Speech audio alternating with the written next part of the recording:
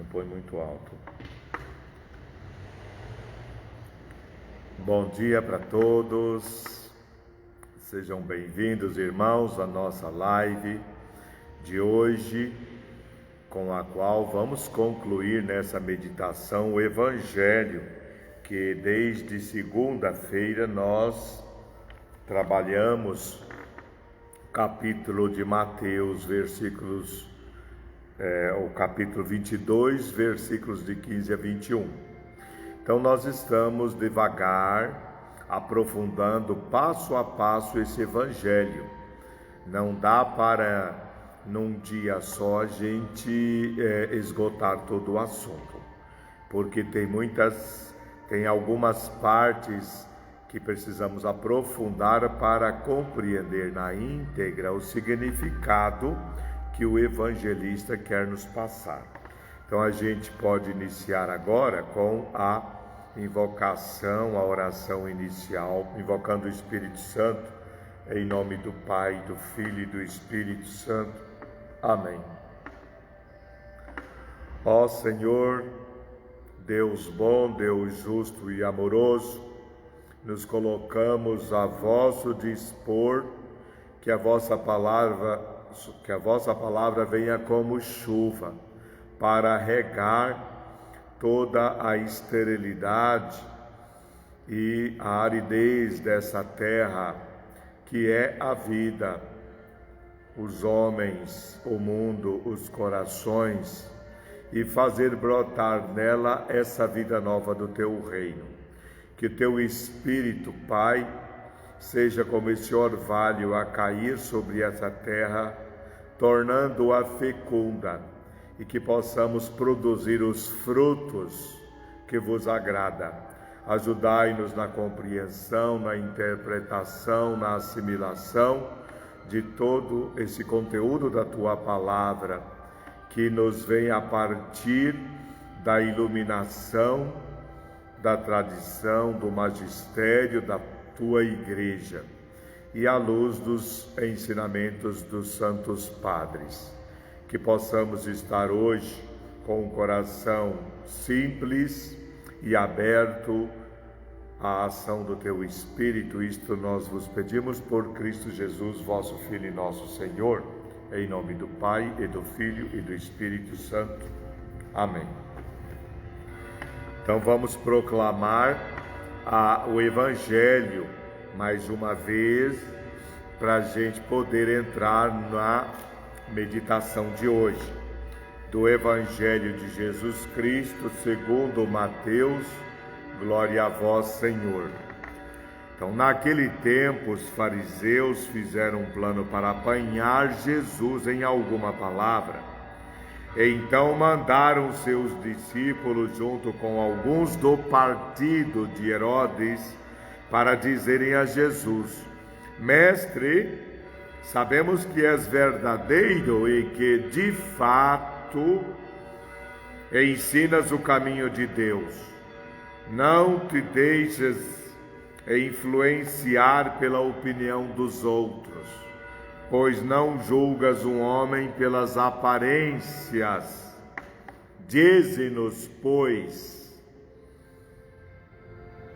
o que pensas? É lícito ou não pagar ou não pagar imposto a César? Jesus percebeu a maldade deles e disse: hipócritas, por que me preparais uma armadilha? Mostrai-me a moeda do imposto. Levaram-lhe então a moeda. E Jesus disse: de quem é a figura e a inscrição desta moeda? Eles responderam: de César. Jesus então lhes disse: dai, pois, a César o que é de César, e a Deus o que é de Deus. Palavra da salvação. Glória a vós, Senhor. Então, irmãos, ontem nós meditamos o estudo que fez o cardeal Gianfranco Ravasi que foi responsável pelo Dicastério da Cultura no Vaticano.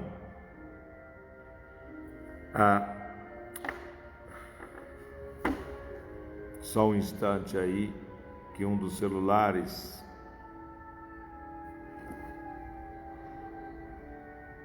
está chamando. Bom, desculpe aí esse parênteses, um dos celulares estava tocando, por isso que eu interferi. Bom, então esse cardeal, ele nos ajudou a refletir sobre essa frase lapidar de Jesus: devolva a César,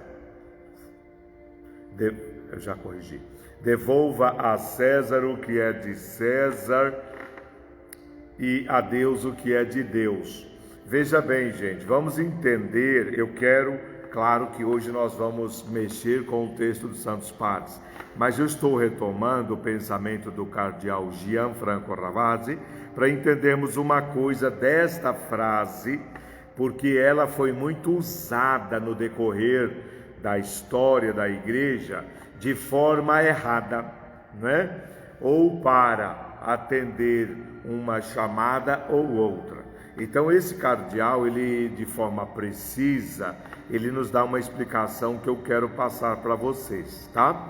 Então ele diz o seguinte, pegando a segunda parte, dê a Deus o que é de Deus, ou seja, devolva a imagem de Deus que está na consciência e na dignidade do ser humano criado conforme a imagem e semelhança de Deus. Então ele diz o seguinte, o homem, na sua realidade mais íntima e profunda, ele é pertença de Deus. Nós não pertencemos a uma instituição, a um governo, a um partido. O homem, ele é inalienável. Isso o cardeal nos descreve, tentando explicar o que Jesus quer dizer, devolva a Deus o que é de Deus. O poder do Estado, o poder político, o poder público, ele é real e não pode ser anulado. O que é de César é de César. Não pode ser anulado esse poder social do bem público por alguma espécie de delírio fanático em que se quer criar uma teocracia, um governo de Deus nesse mundo. Isso não existe, gente. Não existe teocracia. Fazer do altar um trono para um governante. Não se pode casar o poder público com o poder sagrado, o poder divino. Tentaram fazer isso no passado e só deu errado. Então, muitos gostariam de que a igreja, o poder do sagrado, dominasse o poder profano e governasse. Não pode. Isso houve sim, por necessidade histórica, mas nós não podemos voltar a esse passado de domínio do poder temporal, de maneira alguma. Mas o poder do Estado também, segundo a visão do cardeal Gianfranco Ravasi, ele tem limites precisos e intransponíveis que não pode se estender a ponto de absorver na totalidade o homem. O Estado, o governo, o poder público não pode ter todo o poder sobre nós como seres humanos, porque há uma tendência de que isso se faça. O regime nazista queria ter esse controle. Todo regime totalitário de poder no mundo que se levanta, seja no mundo fascista, nazista e comunista, eles querem ter essa determinação sobre a vida humana e nós não podemos admitir. Este é o sentido da declaração final que sela essa ação simbólica constada na moeda, porque lá na moedinha do imperador, ele queria não só ter o domínio público, mas ele queria ser considerado como um Deus sobre as pessoas, e isso não é admissível, isso é inadmissível. Devolva a César o que é dele e a Deus o que é de Deus. Essa é a frase de Jesus. Nós temos que separar as coisas, não uni-las. Jesus deixa bem claro isso. E aí, continuando ainda no pensamento que eu aqui quero sublinhar para vocês, o pensamento do cardeal Gianfranco Ravasi, para nós entendermos isto, para não haver deturpação da frase de Jesus. Diz ainda o cardeal: Jesus afirma com vigor a autonomia da consciência e da dignidade humana, que não pode ser pisoteada por nenhum poder político prevaricante que queira cometer esse abuso e esse domínio do ser humano. Vocês entenderam? O poder do Estado, o poder público não pode ter dormido sobre a sua consciência e a sua dignidade. Só Deus tem esse domínio sobre cada um de nós. O cristão, portanto, deve recusar qualquer identificação de um partido ou movimento político com o reino de Deus. Gente, nós temos que tomar cuidado. O reino de Deus não se confunde à realidade do mundo presente. O reino de Deus não pode se confundir a nada desse mundo temporal. Senão daqui a pouco levanta um desses tiranos, se coloca no lugar de Deus e coloca o estado dele, o regime dele, como se fosse um reino de Deus. Não podemos admitir isso. Devemos excluir qualquer tentação política e religiosa, integralista, de querer integrar tudo, colocar tudo como farinha no mesmo saco, em que o evangelho se transforme numa espécie de carta política constitucional. Não existe essa integração. O César, deificado, endeusado, e a interferência religiosa na gestão do Estado não pode ser aceito como proposta evangélica. Nós não podemos querer ter um domínio sagrado sobre o poder do Estado, e nem o Estado pode querer ter um domínio sobre ao mundo sagrado, como se ele fosse um Deus no lugar de Deus. Com essa explicação que eu dou a vocês, aí quero passar agora o comentário dos padres apostólicos, ou os padres, melhor dizendo, dos padres da igreja.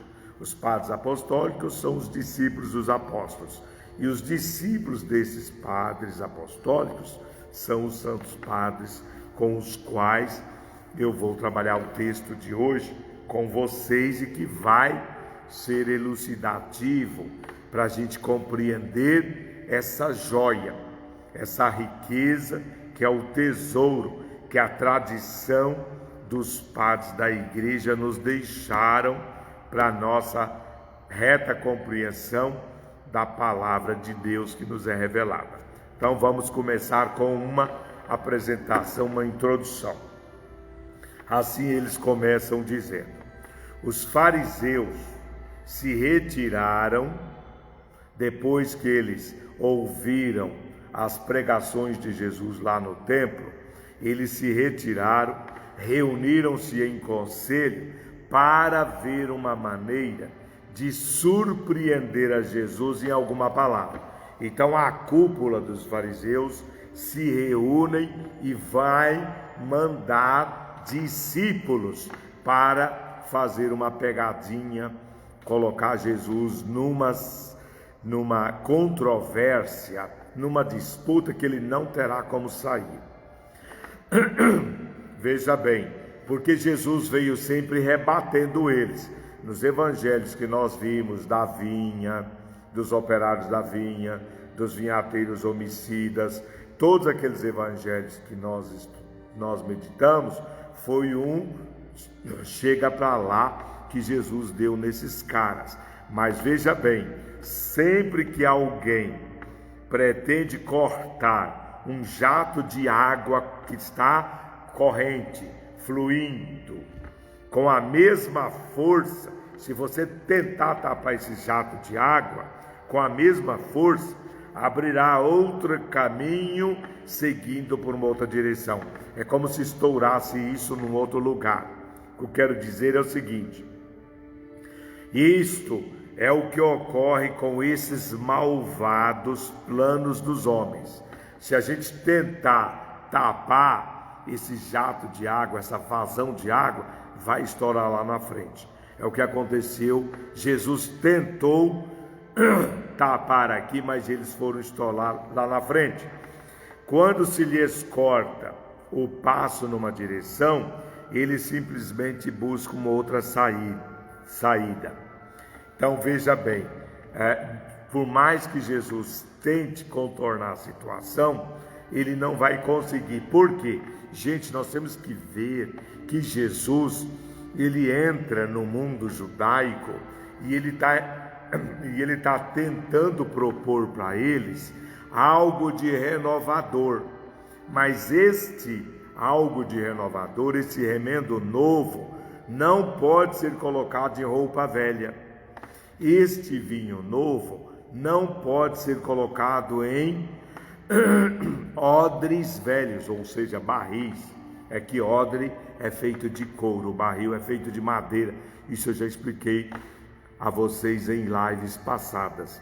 Então Jesus tenta colocar esse vinho novo, que os ensinamentos dele, numa nova situação, mas que aqueles homens não aceitam por conta da sua mentalidade arcaica. O vinho novo pode explodir o barril, os odres, ou o remendo de pano novo, que é Cristo numa roupa velha, na primeira lavada o rasgão pode ser maior. Então Jesus vai dizer: vinho novo em odres novos, não é remendo novo em pano novo, em tecido novo. Então, continuando aí na meditação dos padres, a moeda de César, naquela época, César trabalhava com o ouro, a prata e o bronze.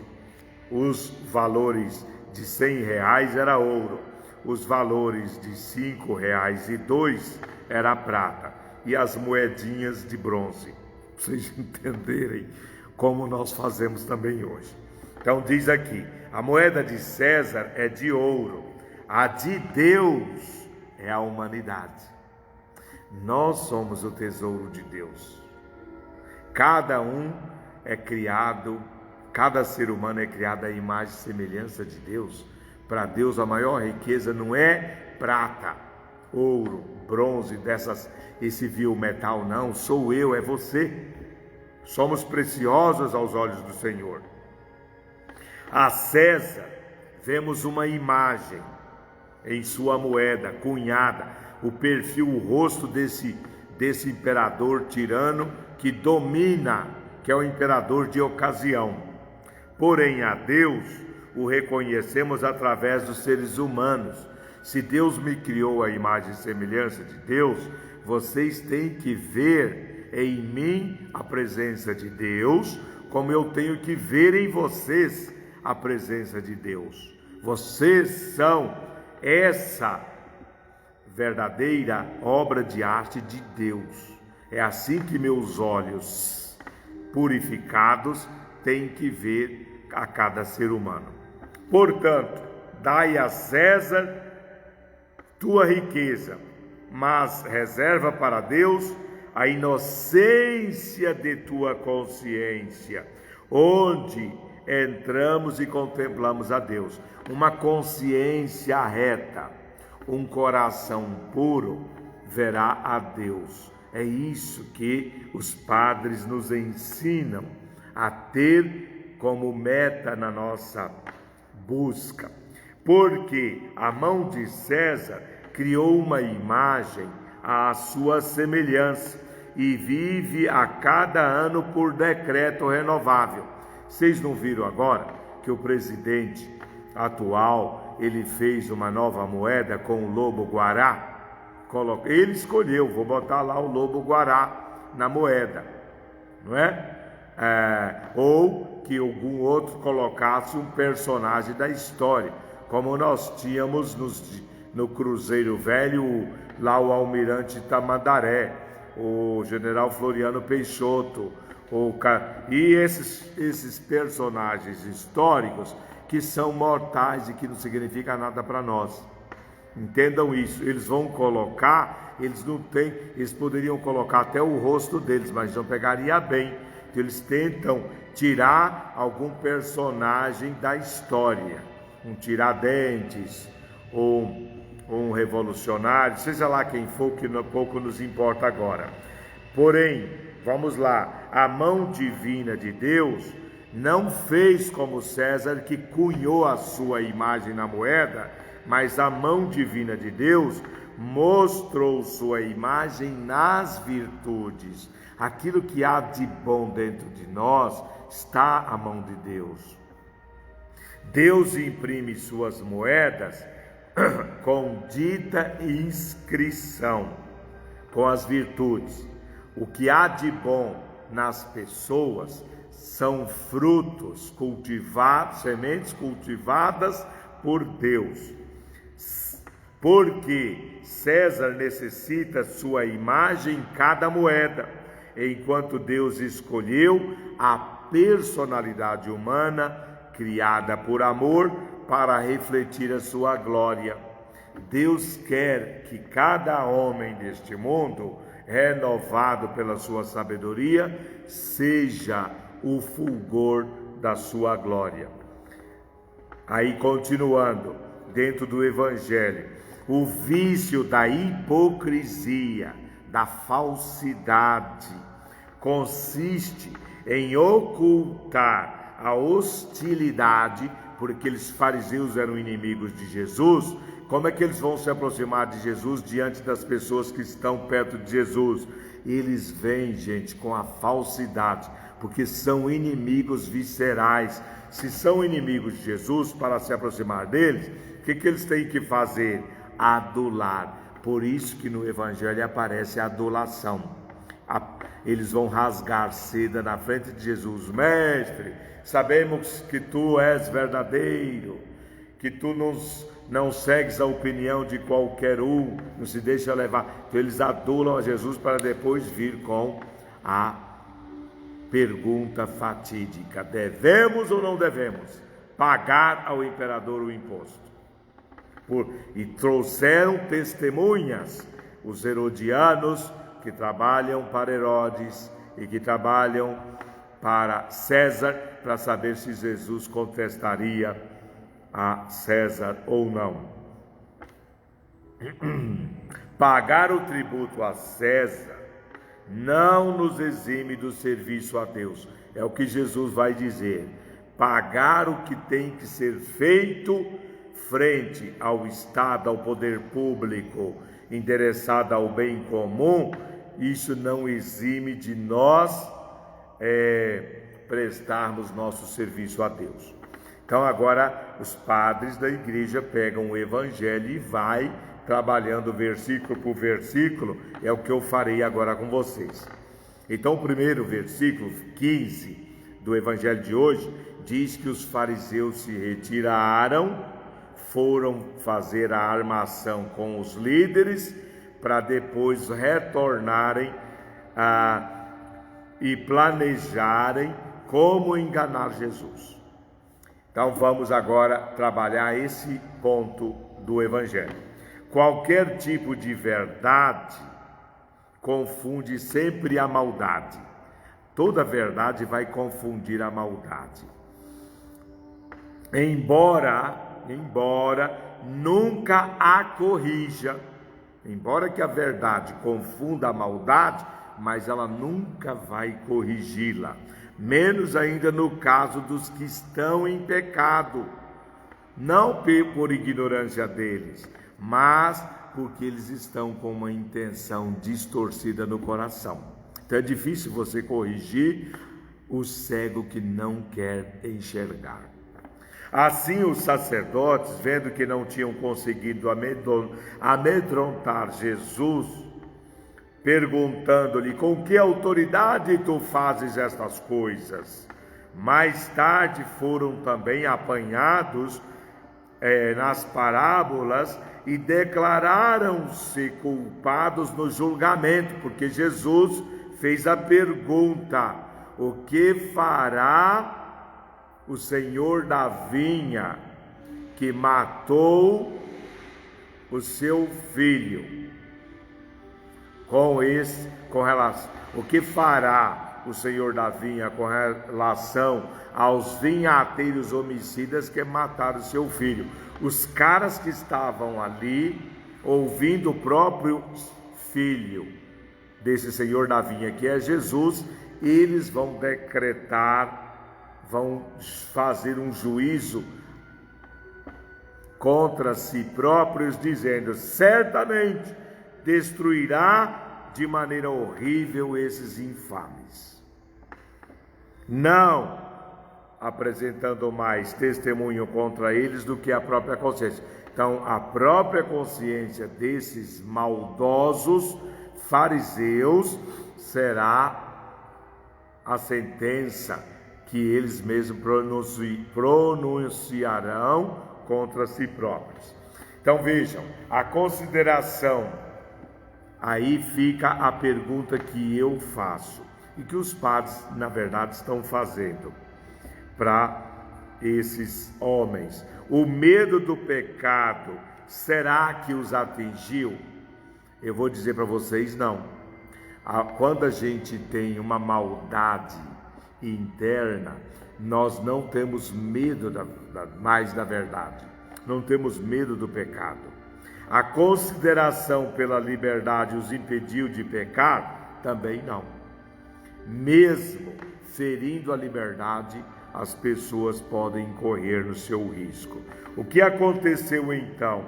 Eles, mesmo sendo desbaratados por Jesus, eles farão de tudo para apanhá-lo em um plano pérfido, em alguma palavra. Por isso que eles vão retornar, e retornaram nesse evangelho com essa pergunta: mestre, queremos lhe fazer uma pergunta. É lícito, é legal? Devemos ou não pagar o imposto ao tirano, ao imperador que nos impõe essa condição?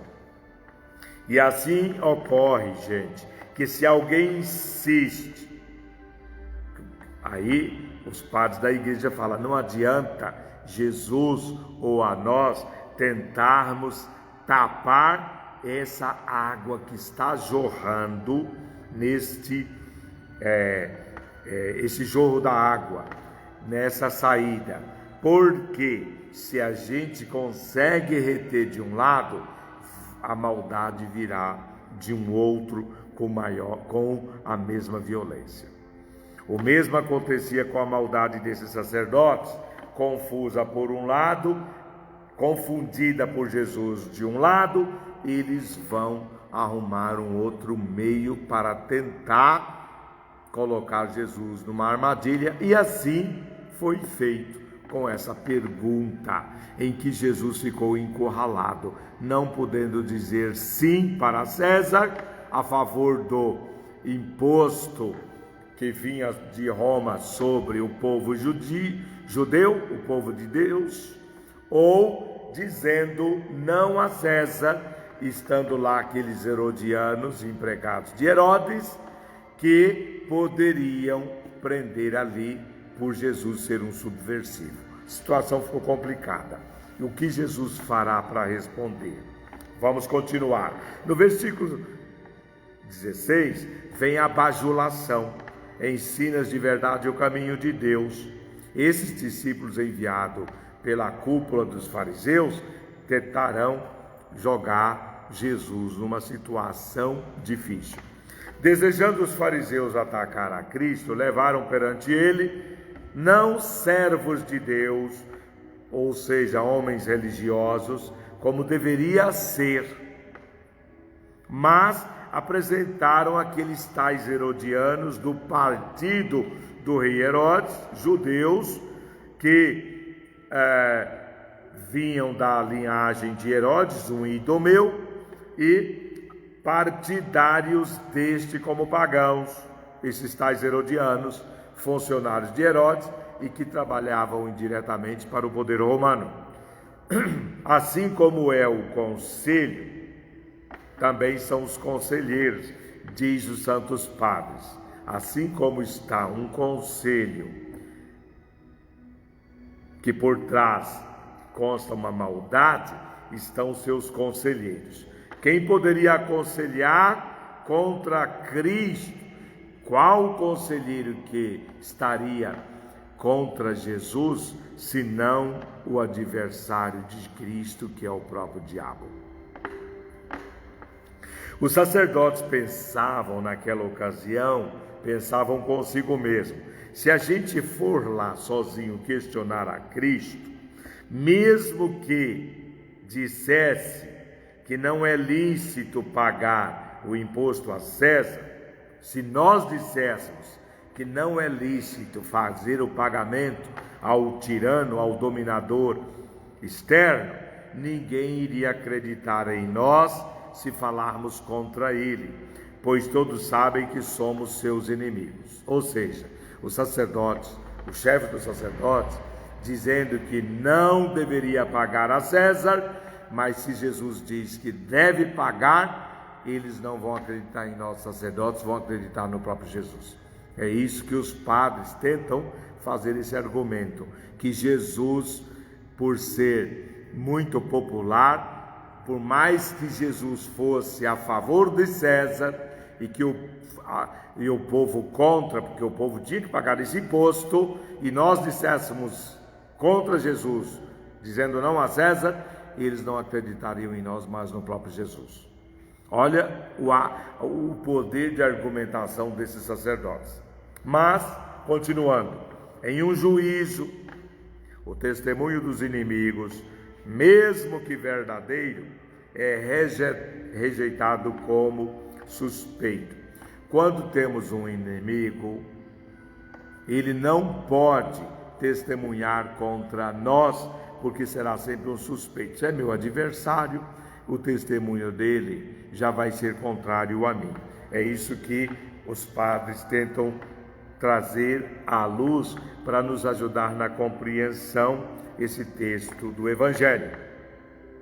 Os fariseus aqui, gente, nem mesmo queriam questionar Cristo por conta própria, pois eram gente suspeita da inimizade contra Cristo, e eles não podiam se apresentar como suspeitos para querer eliminar a Cristo, porque o povo estaria contra eles. Um inimigo manifesto é melhor do que um amigo fingido, não é verdade? Eles não estão ali como inimigos de Jesus, eles estão ali como amigos fingidos, porque eles querem pegar Jesus fazer uma pegadinha contra Jesus. O primeiro,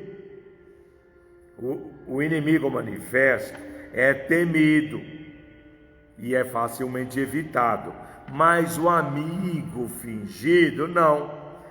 Por não ser reconhecido, ele pode prevalecer. E assim foi que os fariseus, em vez de se oporem ou se apresentarem como inimigos de Jesus, ficou do lado dele e veio com as lisonjas, com a bajulação. Esse é o primeiro momento do Evangelho. Eles se aproximam, se fingindo amigos do Cristo. Eles enviaram, portanto, seus discípulos, fingindo ser menos conhecidos ou levantar menos suspeitas, para zombar dele facilmente em segredo, ou sentir menos vergonha diante dele se fossem pegos. A questão é essa: se fingiram amigos de Cristo para, se Jesus desbancá-los, eles não caírem na maior vergonha.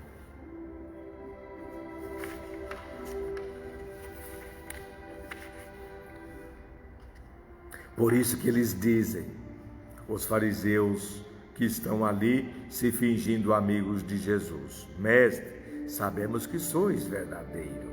Já começam com essa bajulação. Chamam Jesus de mestre. Já pensou, gente? Chamar o próprio Cristo de mestre? Eles que eram inimigos do próprio do Cristo. Chamam Jesus de mestre e dizem a verdade. É verdade, Jesus é mestre, mas eles sabem e não aceitam ele como o mestre deles. Mas para se aproximar de Jesus, para colocar Jesus na disputa, eles precisariam jogar a isca. Mas ao chamá-lo mestre, honrando-o e louvando-o, fazem-no para que lhes abra com simplicidade o mistério de seu coração, fingindo quererem ser seus discípulos. Jesus não é bobo, gente. Por isso que eu digo, um santo se faz de bobo, mas um santo não é bobo. O louvor fingido diz os santos padres da igreja, um louvor fingido é a primeira força dos hipócritas. Louvam aos que desejam perder, para inclinar paulatinamente, mediante o gosto do louvor, os corações dos homens à simplicidade de uma benigna confissão. No fundo, eles queriam arrancar do coração de Jesus a confissão, que colocaria Jesus numa saia justa, ou dizendo sim ou dizendo não à pergunta deles. Por isso que eles continuam na maldade deles. Tu ensinas o caminho de Deus com verdade. Olha que gente hipócrita, falando no meio das pessoas que estavam ali, abordando Jesus: Mestre, sabemos que sois verdadeiro, sabemos que tu ensinas o caminho de Deus com verdade. Vamos ver o que os santos padres aqui tentam nos orientar, o porquê de toda essa lisonja, esses elogios rasgados. Eles esperavam uma das duas coisas que resultariam da resposta de Jesus e pensavam mostrar com clareza que Jesus cometeria uma falta, seja contra a lei divina de Moisés, se dissesse que deveria pagar imposto ao tirano, ou seja, contra o poder romano, falando que não deveria pagar a César o imposto.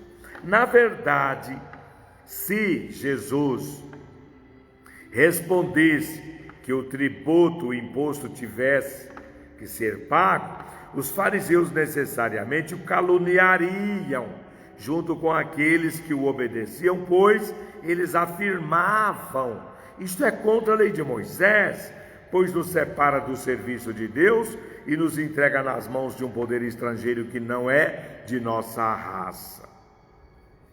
Aí, gente, Lucas no evangelho, num dos evangelhos, vai dizer: e foram incapazes de surpreendê-lo em alguma palavra diante do povo, porque Jesus era um homem sábio. Jesus tinha nele a plenitude do Espírito Santo e não cairiam numa pergunta embaraçosa e maquiavélica, porque isto ocorria publicamente, isto é, em meio das pessoas do povo, e por isso então lhe perguntavam para colocar o povo contra Jesus. Eles não perguntaram a Jesus simplesmente para ouvir da boca do Cristo a verdade, mas para colocar Jesus contra aquela população crente que esperava de Jesus uma resposta a favor da lei divina e contra o dominador romano. E se ele fosse contra pagar o imposto, Jesus, então os herodianos que estavam ali como soldados colocariam as mãos sobre Jesus, como faziam com os que não se submetem às autoridades dos romanos. Jesus, pobre, estava ali na mão entre a cruz e a espada, frente a essa pergunta diabólica que os fariseus fizeram. Observem aqui a paixão, o sentimento causado por esses fariseus fanáticos, hipócritas. Como que essa hipocrisia esconde toda a inimizade que eles tinham para com Jesus e um pensamento assassino das lideranças judias sob essa forma inóbil de lisonja, e com eles inconscientemente honram aquele que eles odeiam para fazer Jesus cair no buraco. Se aproximam amigavelmente de Jesus com todos esses elogios, mas são falsos e hipócritas, e Jesus sabe disso. São inimigos viscerais do Cristo. Na verdade, aqueles que disseram: somos discípulos de Moisés, lá no Evangelho de João eles falam: nós somos discípulos de Moisés, mas esse tal Jesus, nós não sabemos de onde ele é. Agora estão chamando ele de mestre. Olha que loucura! Se num dos evangelhos eles batiam no peito: somos discípulos de Moisés, a esse sem vergonha desse Jesus, a esse subversor, não sabemos de onde ele é. Eles agora estão chamando Jesus de mestre. Olha que coisa de louco, gente. Aqueles que o apelidaram de mentiroso e sedutor são aqueles que agora estão dizendo: nós sabemos que és verdadeiro, Jesus. Estavam lá na sua cúpula chamando Jesus de mentiroso e sedutor, agora vem se apresentar a ele: nós sabemos que és verdadeiro, Jesus. Aqueles que se esforçaram para manter a cabeça arrogante e ignorante disseram: este homem não vem de Deus porque não guarda o sábado. Ou, numa outra passagem, ele tem um demônio, atestando que ensinou o caminho de Deus com toda a verdade. Gente, olha que contradição desses fariseus. Vamos ao versículo 17 e 19.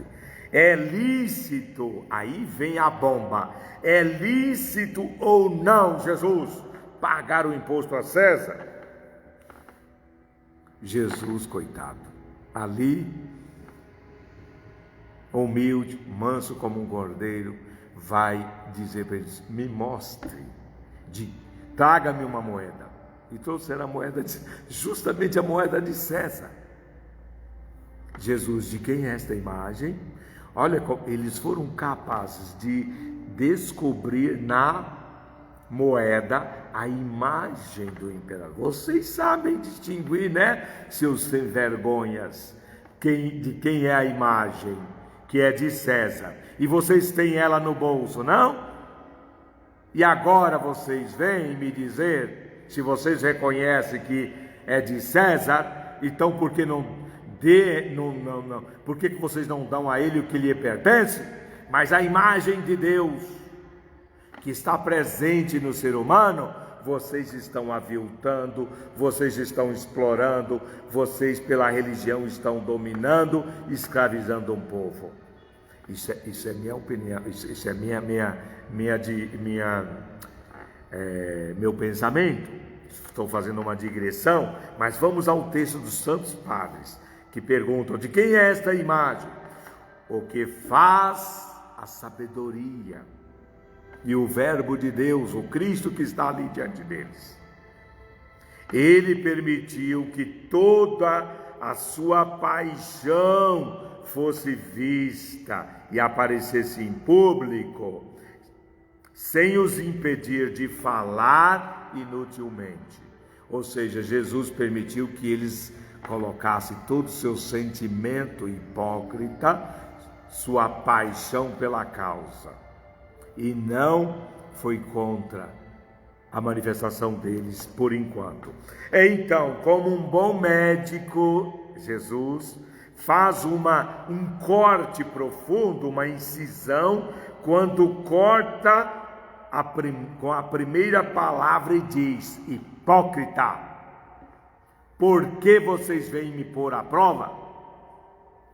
E uma vez que mostrou de que manta, capa de hipocrisia enganosa é uma morte, e ele faz o corte gentilmente e, por assim dizer, insensivelmente e calmamente, como uma teia de aranha, sua inevitável pergunta.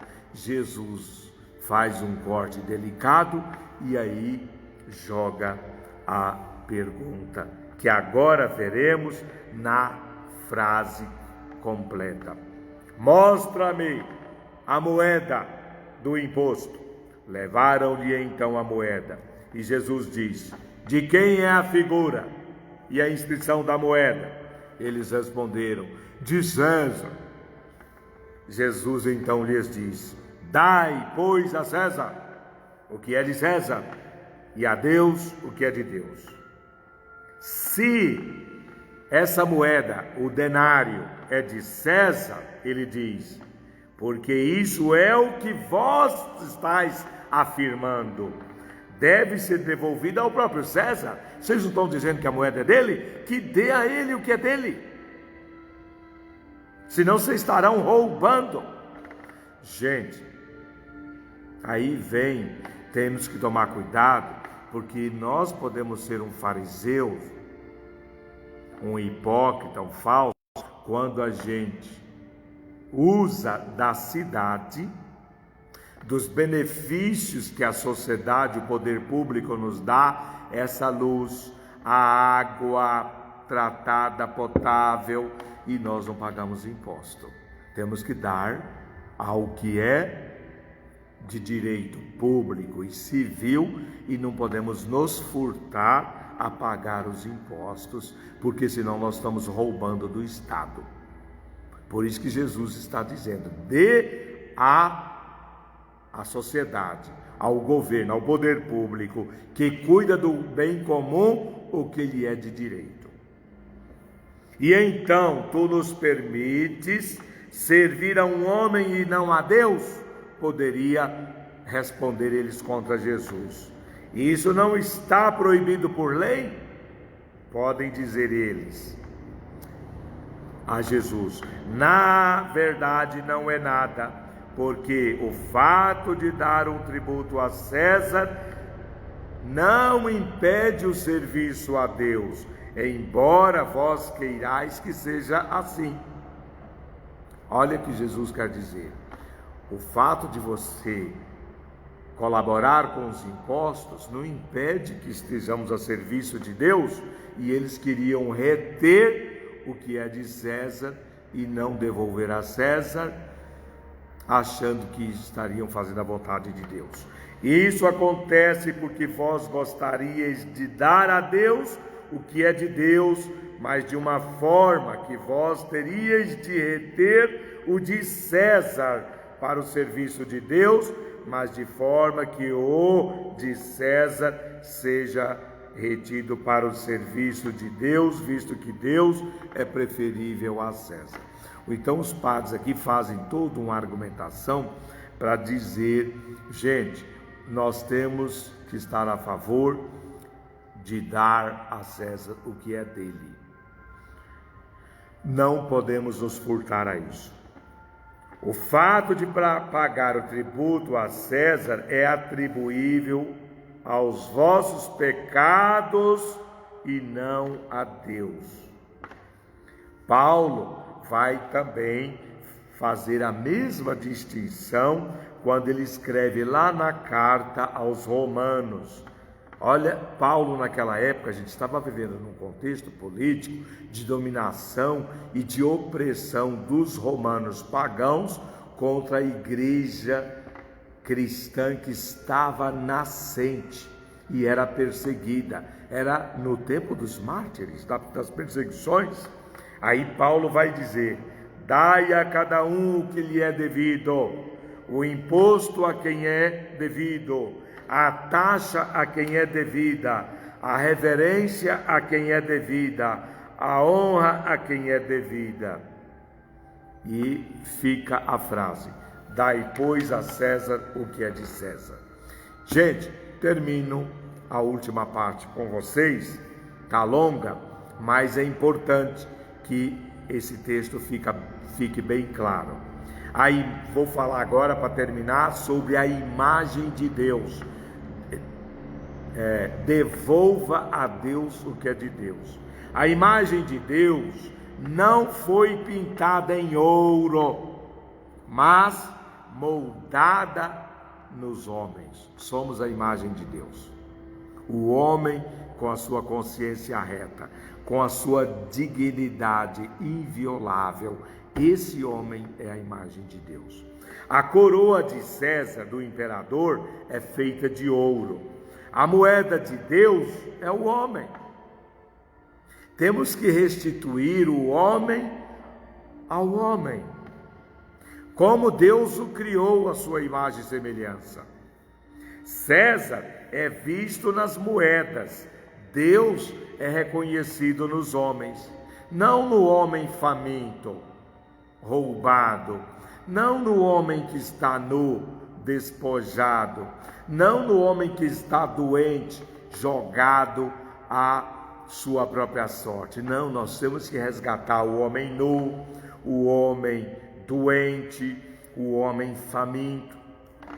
Portanto, dê suas riquezas a César, mas reserve para Deus a inocência exclusiva de sua consciência, na consciência humana, aonde Deus é visto. A imagem do artesão que esculpiu a imagem de César, gravando-a com caracteres corruptíveis nas moedas, deve ser dada a ele o que é dele. No entanto, a mão divina estampou com 10 cinzéis vivos a imagem de Deus no homem, que são os 10 mandamentos: não roubarás, não matarás, não jurarás falso, não adulterarás, e por aí vai. Com qual cinzel Deus, esses 10 cinzéis foram esculpidas a imagem de Deus no homem? Com os 5 sentidos carnais e os 5 sentidos espirituais. Os sentidos carnais são esses: ver, olfatar, paladar, tato.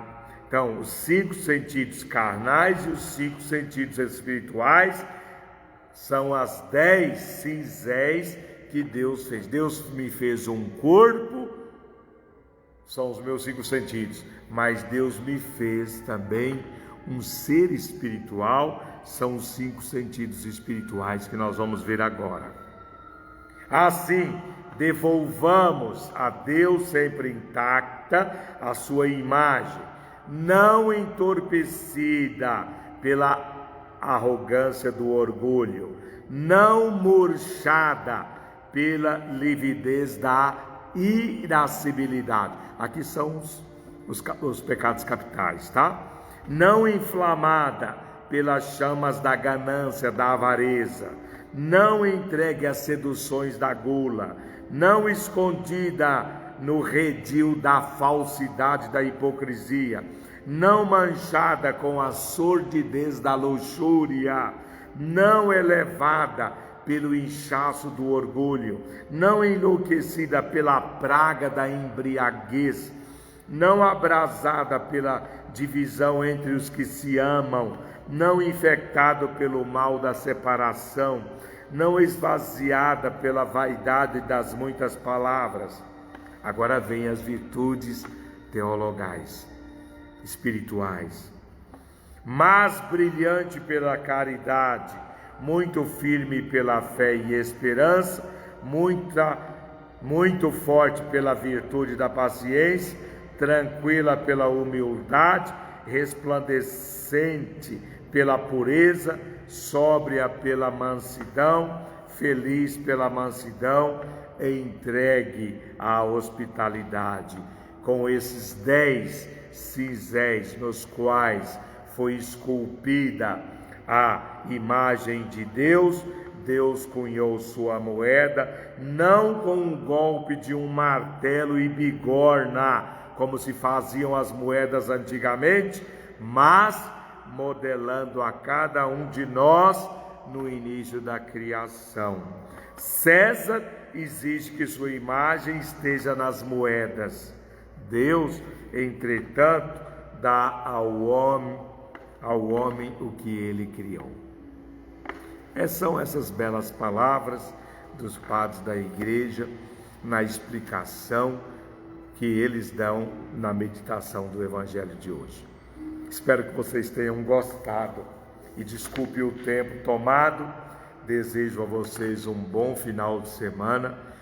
Retomaremos na próxima segunda com a meditação que vai tratar da ressurreição, que é um tema que nós todos gostamos de aprofundar. Então nós vamos tratar na próxima segunda disso. E espero vê-los na próxima segunda, ou para aqueles que quiserem acompanhar, no domingo às 10 horas da manhã, teremos no YouTube a missa transmitida para que todos possam dela participar. Então, tenham todos uma boa tarde, irmãos. Permaneçam na paz do Senhor e lhes dou a bênção. O Senhor esteja convosco, Ele está no meio de nós. Abençoe-vos, Deus Todo-Poderoso, Pai, Filho e Espírito Santo. Amém.